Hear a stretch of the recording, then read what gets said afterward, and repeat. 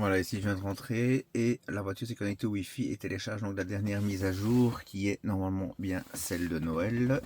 On va voir ça, c'est la 2025 44.25.1 donc. Et est-ce que c'est bien celle de Noël? Yes, c'est bien celle de Noël. Donc nous sommes le mercredi 10 décembre 2025 et je viens de recevoir la mise à jour de Noël, donc la 2025 44.25.1. C'est un modèle 3 2022 long range dual motor avec l'autopilote amélioré et le kit boost.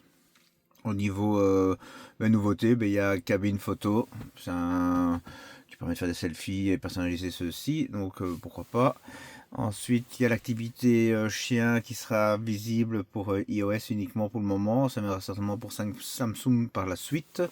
Après, il y a la mise à jour de la visionneuse qui permet d'enregistrer maintenant aussi des informations de conduite. Donc ça peut toujours être utile en cas de litige. On peut vraiment prouver maintenant plus d'infos.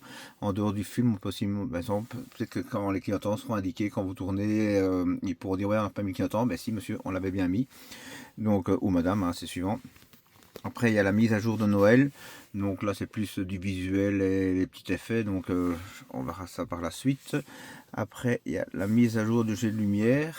Donc, et j'ai vu aussi quelque part qu'il y avait moyen, donc c'est un nouveau jeu de lumière à mon avis, mais il y avait aussi moyen d'avoir le son Tron maintenant au niveau du verrouillage et plus passer par la clé USB, donc en native dans la voiture. Après, pour les peintres, on pourra personnaliser sa voiture et je pense aussi le numéro de plaque, etc. Donc ça, je crois que je m'amuse un petit peu avec.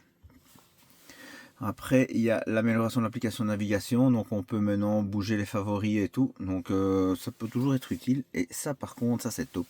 Ça va être génial pour ma femme parce qu'elle oublie tout le temps son GSM sous le dock de charge, c'est infernal. Et donc, quand on est à deux, et donc la voiture se verrouille pas forcément. Donc là, maintenant, au moins, la voiture criera, pas ma femme, hein, mais la voiture criera quand on a oublié le GSM. Sur le dock de charge. Et alors on peut maintenant aussi enregistrer des limites de charge par emplacement, donc ça peut toujours être utile. Et donc limite de charge par emplacement. Et alors maintenant pour les futurs astronautes, on pourra s'entraîner à l'arrimage de SpaceX. Donc à l'ISS, donc ça c'est toujours pas utile, mais voilà. Et après il y a les mises à jour mineures, tout un ensemble de petites choses. Donc voilà, je vous fais un petit plan, on ferait un stop sur la vidéo pour les lire à votre aise.